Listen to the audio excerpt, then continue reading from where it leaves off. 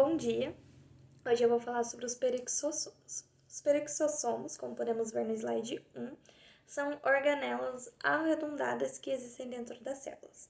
Em algumas delas existem uma estrutura cristalina interna chamada de nucleóide, que é formado por urato oxidase, que é uma enzima que o peroxissomo produz.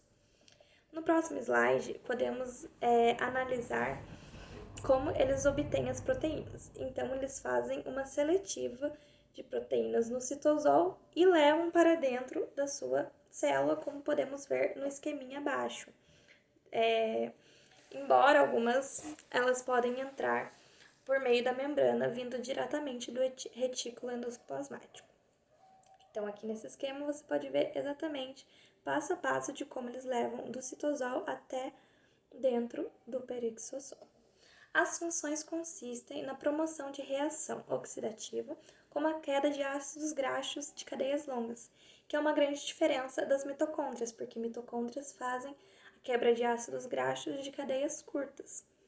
Eles também produzem ácidos combustíveis para a célula, como a acetil-CoA, que é uma coenzima que eles produzem e depois ela é exportada para o citosol e pode servir de energia para as outras organelas, inclusive para a mitocôndria. É aí que a gente consegue diferenciar. Ele participa do metabolismo da célula indiretamente, porque ele não produz o ATP, porém ele produz energia para as outras organelas também.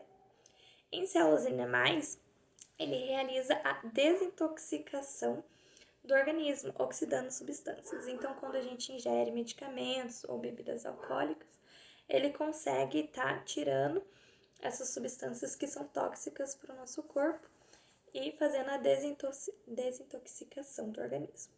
10% do O2 que é produzido no fígado, ele vai diretamente para o metabolismo do peroxissomo. Então, isso é bem importante saber também. Mas, afinal, como que ocorre isso?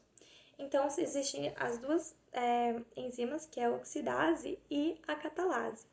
A oxidase, ela utiliza o oxigênio para a remoção dos átomos de hidrogênio de alguns substratos, como a purina e os aminoácidos. Existem outros, mas esses são os mais importantes.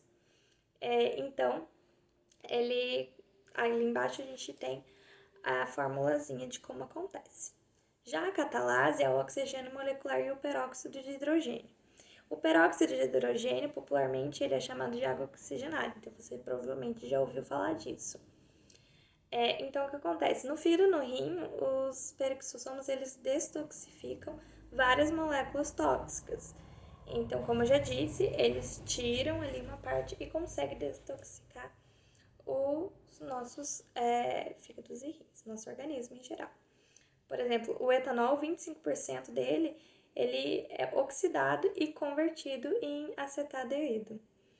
E quando há o excesso de H2O2, que é o peróxido de hidrogênio, ele consegue converter e dividir em oxigênio e água.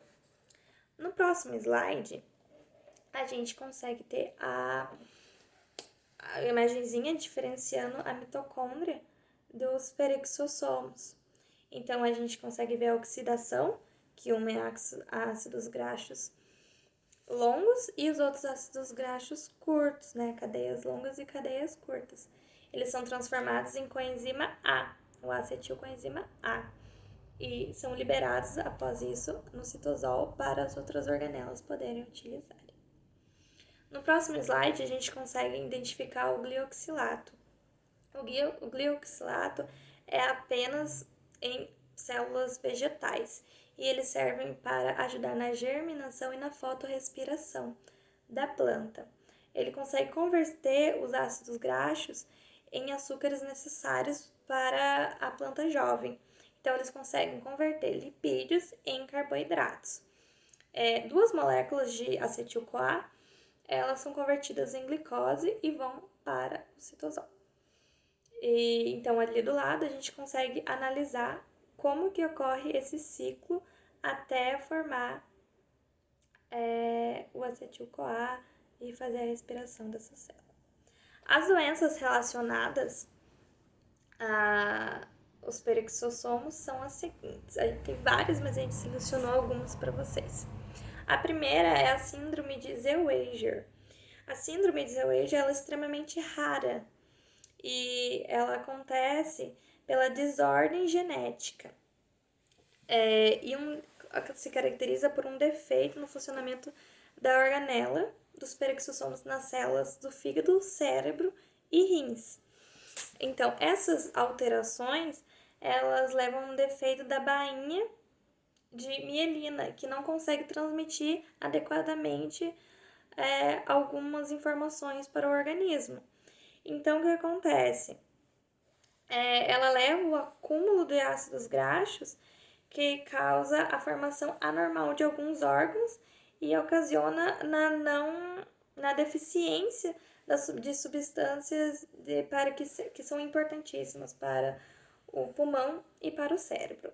As crianças que têm essa síndrome, elas têm deformação nos ossos do crânio e da face, tem nariz achatado, tem dificuldade na deglutição, convulsões e também anomalias auriculares, além também de anomalias no olho, como glaucoma e degeneração da retícula. A morte é extremamente rápida, então a expectativa de vida são de alguns meses. Infelizmente não tem cura e o diagnóstico pode vir a partir de testes genéticos. A próxima doença é a adrenoleucodistrofia, que também pode ser chamada de doença da substância branca. Ela é uma doença genética ligada ao cromossomo X. Então, ela, consequentemente, acomete mais homens do que mulheres. Porque como ela é recessiva, ela precisa, nas mulheres, atingir os dois cromossomos X. E como no homem apenas existe um, então, tendo aquela alteração naquele cromossomo, ele já vai estar desenvolvendo essa doença. Ela ocorre por causa de uma alteração no DNA e, de acordo com a idade, ela pode ser cada vez mais grave. Então, quanto na idade infantil, ela é mais grave ainda. Ela pode ocorrer por causa da ADL, que é ligada a proteína ADL, que é ligada ao X, ao cromossomo X. Então, o que acontece? No próximo slide, a gente consegue ver um neurônio, que é a célula do cérebro, e consegue ver que ela tem um problema na capa de mielina. E com isso, ela destrói a ALT e faz com que o impulso nervoso não chegue adequadamente a algumas partes do corpo. Então, ela pode causar, depois disso, alterações da fala, dificuldade de engolir e de andar e alterações também no comportamento. No próximo slide, a gente consegue ver uma tomografia de um cérebro e ver que é parecido com uma borboleta. Por isso que o símbolo da doença é uma borboleta. Foi até criado um filme para essa doença, para retratar a doença, que se chama Olho de Lorenzo. No filme, a criança ela vive até mais de 30 anos, porém a expectativa de vida na época era apenas de 2. Os tratamentos não tem cura, então os tratamentos são sintomas leves, na forma leve, a reposição dos hormônios das glândulas adrenais, e na forma mais grave e o tratamento mais efetivo é também a transplante de medula óssea.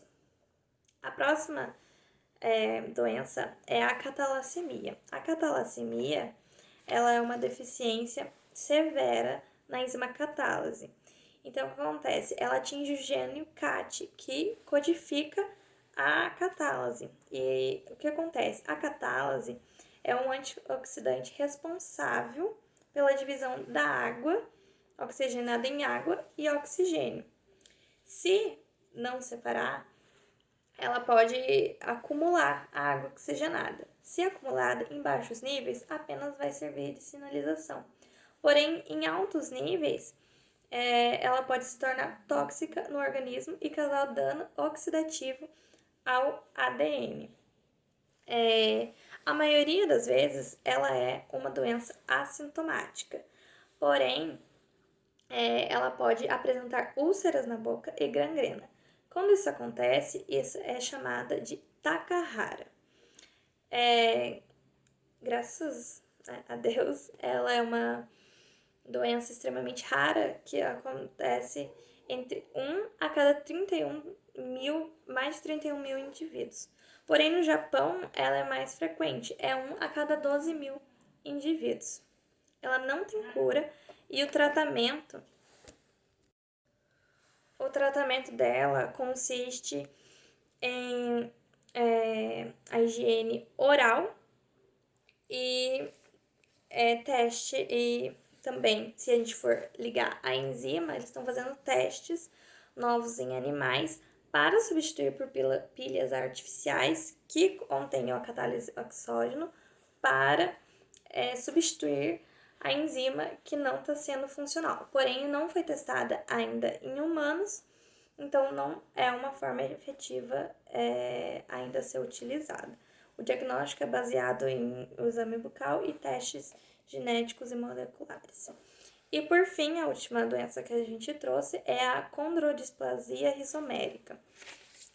Ela é uma deficiência do metabolismo do peroxissomo e é também uma doença autossômica recessiva.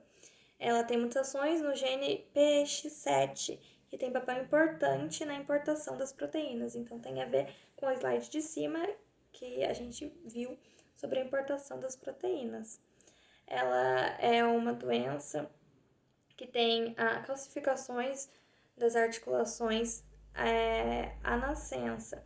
Então, o que acontece? Ela tem um encurtamento do fêmur e do húmero, patologia também da coluna, catarata, lesões cutâneas e déficit cognitivo grave. O diagnóstico dela é baseado em achados clínicos, radiológicos e análise molecular.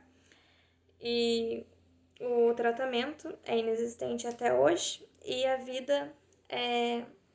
expectativa de vida é de mais ou menos uma década. É isso por hoje. Obrigada.